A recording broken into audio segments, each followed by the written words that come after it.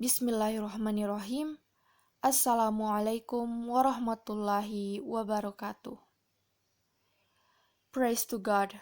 Let us always offer up a sense of worship and praise to Allah Subhanahu wa Ta'ala, who gave His mercy and grace to us. Blessings and greetings always we devote to the Prophet Muhammad Sallallahu Alaihi Wasallam. Are we waiting for his intercession on the day of judgment? Furthermore, is the presentation to be presented by Adila Resita, Afra Aziza, Afriani Salam, Ali Rahma Safitri, and Andi Amalia Ramadhani Agus.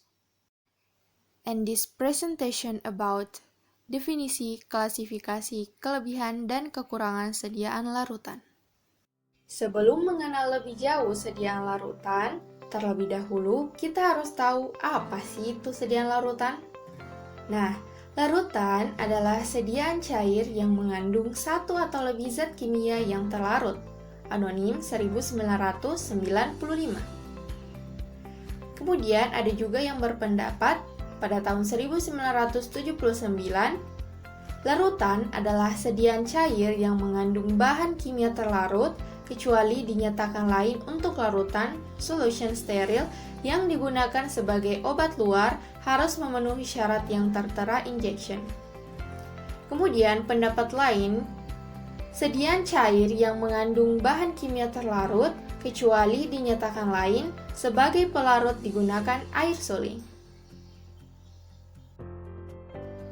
Kemudian pada tahun 2004 Baroroh mendefinisikan larutan sebagai campuran homogen antara dua atau lebih zat yang terdispersi baik secara molekul, atom, maupun ion yang komposisinya dapat bervariasi. Larutan dapat berupa gas, cairan, atau padatan. Larutan encer adalah larutan yang mengandung sebagian kecil solut reaktif terhadap jumlah pelarut. Sedangkan larutan pekat adalah larutan yang mengandung sebagian besar solut. Solut adalah zat terlarut, sedangkan solvent pelarut adalah medium dalam di mana solut terlarut. Selanjutnya, kita akan membahas penggolongan sediaan larutan. Sediaan larutan atau liquid dibagi menjadi beberapa golongan. Yang pertama, berdasarkan cara penggunaan, yang terbagi menjadi larutan oral yang terdiri dari sirup dan eliksir, dan larutan topikal, yaitu lotion dan otik. Kemudian, yang kedua berdasarkan sistem pelarut dan zat terlarut, terdiri dari tinktur dan air aromatik. Yang ketiga, berdasarkan jumlah zat A yang dilarutkan dalam air atau pelarut lain, terdiri dari larutan encer, larutan pekat, larutan jenuh, dan larutan lewat jenuh.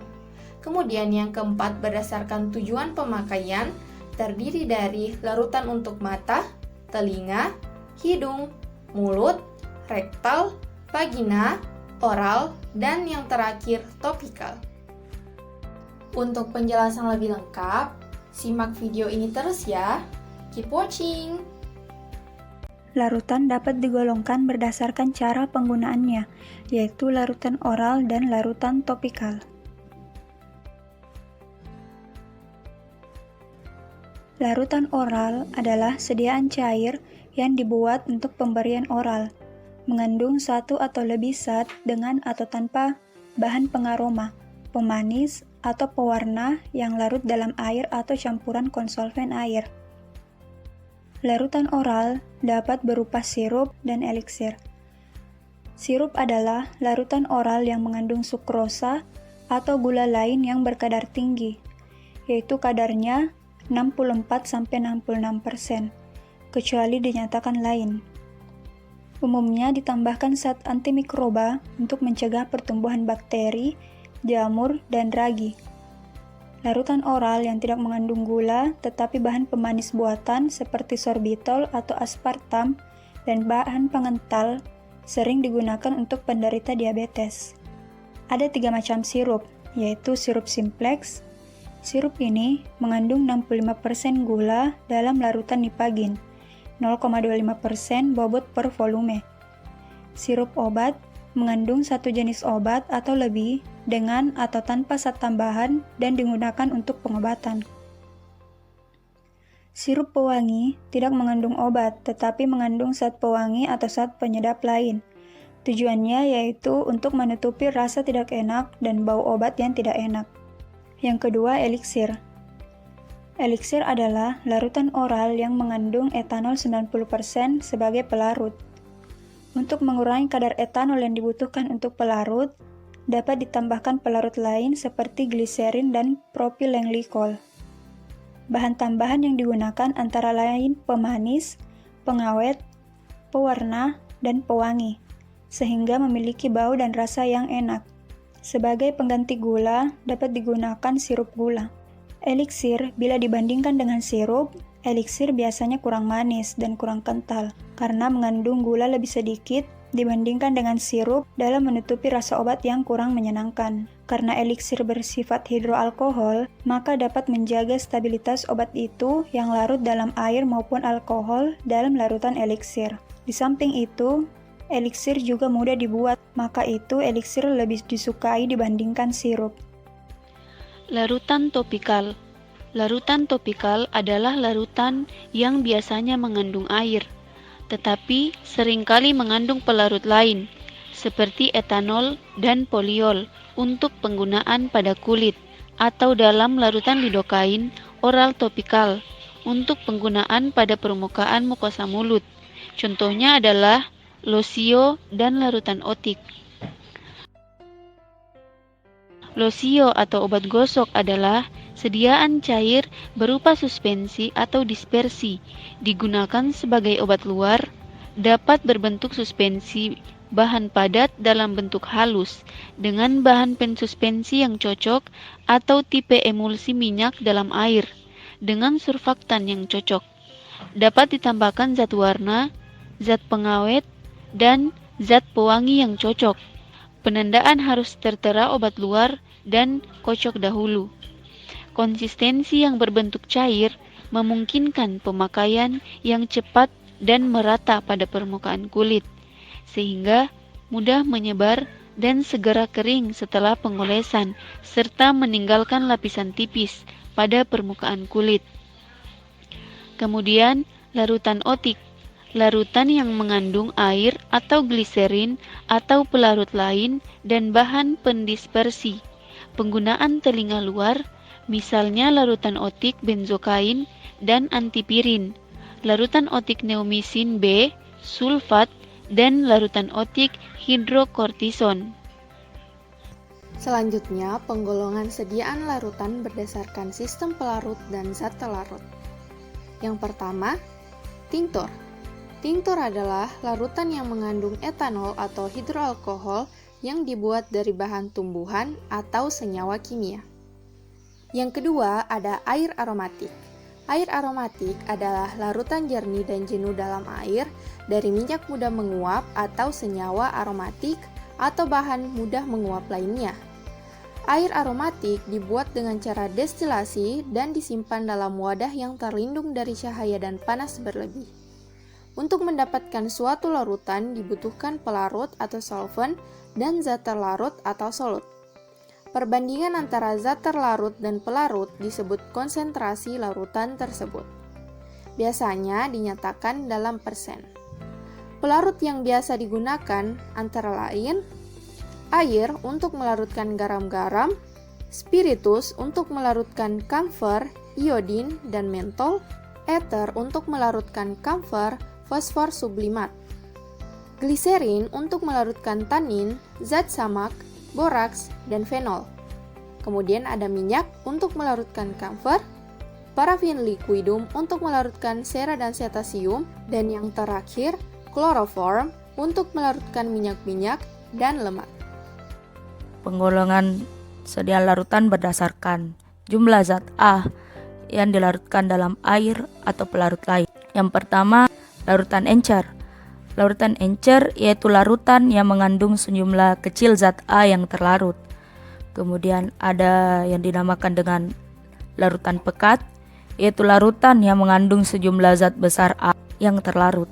Kemudian selanjutnya adalah larutan jenuh. Larutan jenuh yaitu larutan yang mengandung jumlah maksimum zat A yang dapat larut dalam air pada tekanan dan temperatur tertentu. Kemudian ada larutan lewat jenuh, yaitu larutan yang mengandung jumlah zat A yang terlarut melebihi batas kelarutannya di dalam air pada temperatur tertentu. Selanjutnya ada sediaan larutan berdasarkan tujuan pemakaiannya. Yang pertama, larutan untuk mata, seperti solarium atau obat cuci mata, kutai ophthalmicae atau obat tetes mata. Kemudian ada larutan untuk telinga, seperti solution otik, guttae auricularis atau obat tetes telinga. Kemudian ada larutan untuk hidung, seperti solunarium atau obat cuci hidung. Kemudian ada guttae nasalis atau obat tetes hidung, inhalationes atau obat semprot untuk hidung maupun mulut. Kemudian ada larutan untuk mulut, itu seperti solutorium atau obat cuci mulut, gargarisma atau gargle atau obat kumur, litosoris atau obat oles bibir, guttae oris atau obat tetes mulut. Kemudian ada larutan untuk rektal. Larutan untuk rektal ini digunakan melalui anus atau rektal seperti lavement atau klisma atau enema. Ada larutan untuk vagina.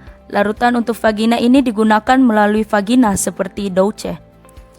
Kemudian ada larutan oral, yaitu seperti potiones atau obat minum, sirup, eliksir, netralisasi, saturatia, pocio frevesen, dan guttae.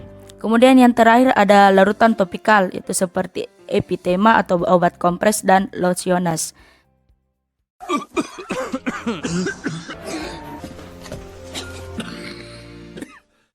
Siapa nih yang sering batuk? Pasti sangat mengganggu kan?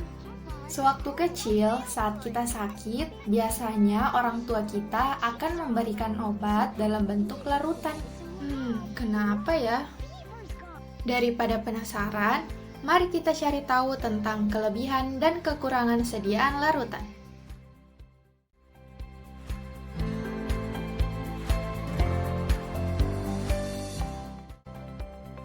Nah, kelebihan sediaan larutan yang pertama, lebih mudah ditelan dibandingkan bentuk padat, sehingga dapat digunakan untuk bayi, anak-anak, dan usia lanjut. Selanjutnya, kelebihan yang lain yaitu segera diabsorpsi karena sudah berada dalam bentuk larutan. Obat secara homogen terdistribusi ke seluruh sediaan, mengurangi risiko iritasi pada lambung oleh zat-zat iritan, seperti aspirin dan KCl, karena larutan akan segera diencerkan oleh isi lambung. Lebih mudah untuk menutupi rasa dan bau tidak enak pada obat dengan cara penambahan pemanis dan pengaroma, sehingga cocok untuk pemberian obat pada anak-anak. Dan yang terakhir, untuk pemakaian luar, bentuk larutan mudah digunakan.